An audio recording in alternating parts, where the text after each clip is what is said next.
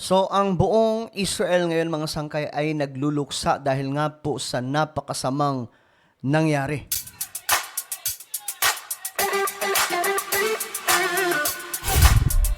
So, magandang oras po sa inyong lahat mula sa Luzon, Visayas, Mindanao, Sabah at maging sa ating mga kababayan na nasa iba't ibang bansa. So, ibabalita ko lang sa inyo mga sangkay itong nangyari po sa Israel ngayon na talagang nagpalugmok na naman po sa kanila ngayong bayan. Anyway, bago po tayo magpatuloy, no? Pag-subscribe po muna yung ating YouTube channel. Sa baba ng video na to, makikita nyo po yung subscribe button. Pindutin nyo lamang po yan, tapos i-click nyo yung bell at i-click nyo po yung all. At kung kayo ay nanonood sa Facebook, huwag nyo pong kailimutan na i-follow ang ating Facebook page. Okay? So, sa taas ng video na to, yan, makikita nyo naman dyan mga sangkay. Sa Facebook, may makikita kayo dyang bell, pindutin nyo po yan, tapos pindutin nyo rin po yung all. Okay? So, ito nga mga sangkay, may nangyari po sa Israel.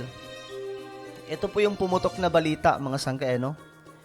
Na ang tropa po mismo ng Israel nagkamali ng kanilang nadali. At hindi po nila akalain, mga sangkay, na Israeli pala yun. Ayan, marami pong headline dyan. Israel po, nadali po nila ang sarili nilang mga kababayan, mga sangkay, na instead na ililigtas po nila, isasalba po sana nila mga sangkay. At nakakalungkot po ito, at maging sila po ngayon ay talagang nagluluksa. At ang pagkakaalam po natin, mayroon na pong ginagawang mga kilos protesta laban po sa Israel, doon mismo sa kanila.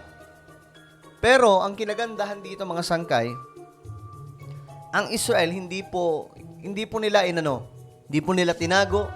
Kung tutuusin, pwede naman nilang itago yun kung loko-loko lamang po yung gobyerno nila, di ba? Pwede na lang itago yun. Kaya nga lang, gusto po nila maging transparent eh. Kaya sinabi po nila ito. Sila mismo ang naglabas mga sangkay sa information. At ito po, marami pong balita tungkol po dito mga sangkay. 3 po ito ha. Ito po sila. Yan po, ito po mismo. Ngayon, ito nga po, mga sangkay, ang isa sa mga head ng militar ng Israel. Ipakinggan po natin kung paano po siya humingi ng pasensya at humingi ng patawad sa mga Israeli. Ganito po sila mga sangkay, ha? Hindi po nila tinago.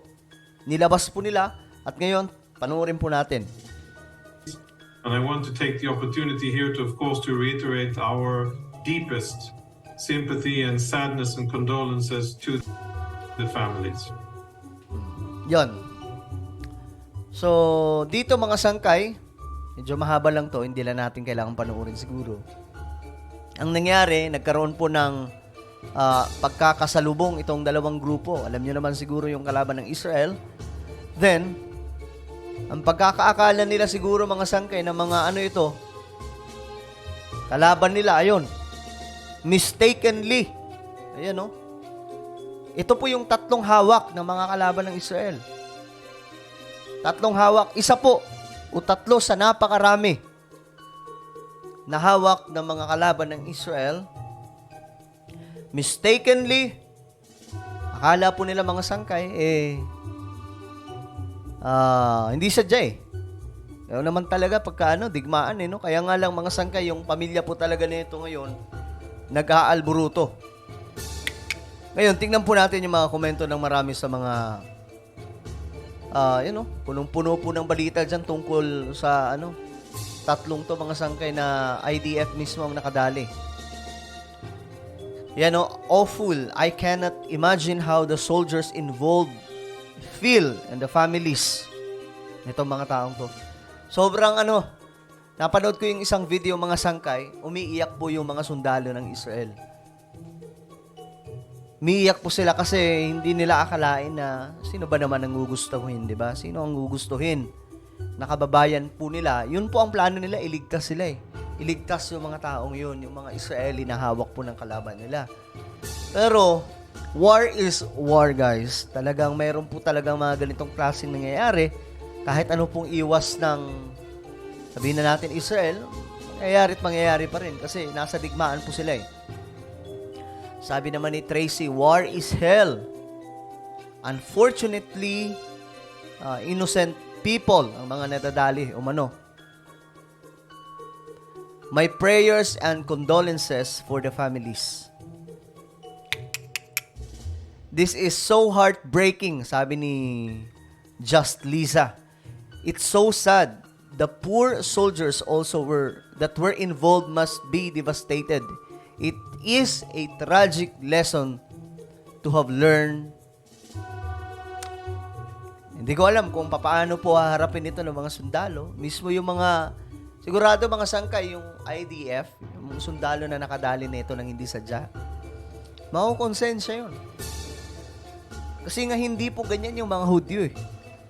Kahit tanungin po natin yung mga kababayan po nating OFW, ang pinaka hindi nila kayang gawin, yung manakit ng kapwa-tao. Kahit po nakalalamang sila, nakaaangat sila sa buhay, hindi po nila kayang gawin nito mga Jewish.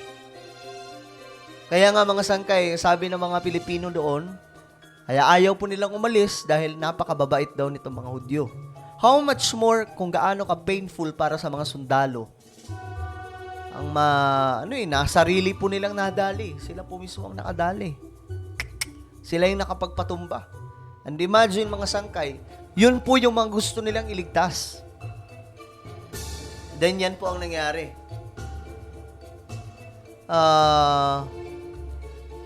It goes to show the integrity of the IDF and how they handled the situation. Prayers goes out to the family affected by the tragedy. Okay. Wala, mga sangkay. So, napaka-heartbreaking nito at ang pinakamaganda lang nagustuhan ko mga sangkay sa ginawa ng IDF, hindi po nila itinago. Kung tutusin talaga, guys, pwede naman talaga nila itago ito eh. Pwede utusan ni Netanyahu, yung kanilang Prime Minister na, okay, saka na natin sabihin yan after ng war para walang chaos na mangyari. Kasi ngayon mga sangkay, nagkakaroon po ng chaos sa loob po ng Israel. May mga protesta against the government, against soldiers. Pero anong gagawin nila? Gusto ba nilang kumampi sa kalaban ng Israel? Diba? So, the good thing, hindi po nila itinago. No? At kanila po talagang very transparent sila eh. Nagkakaroon daw po ng investigation. Titingnan nila kung talagang namang may dapat managot. Kasi baka mamaya pinanangga lang nitong mga alam nyo na, yung may hawak sa kanila. Ganun po talaga yung kanilang gawain eh. So, ang Israel ngayon ay nagluluksa dahil nga po sa tatlong ito. And what is your opinion, guys? Ano po ang inyong opinion sa pangyayaring ito na nakakalungkot para po sa Israel? Just comment down below. Now, I invite you guys to please subscribe my YouTube channel. Sangkay Revelation, hanapin nyo po sa YouTube. Then click the subscribe, click the bell, and click all. Ako na po ay magpapaalam hanggang sa muli. This is me. Sangkay dyan, palagi nyo pong tatandaan that Jesus loves you. God bless everyone.